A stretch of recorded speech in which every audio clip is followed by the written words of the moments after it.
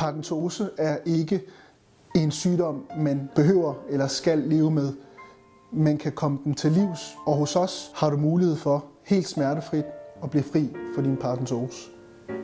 I enkelte tilfælde, hvor paradentosen er meget fremskreden, der kan vi også tilbyde at lave nogle behandlinger, som i noget omfang kan gendanne noget af den tabte knogle.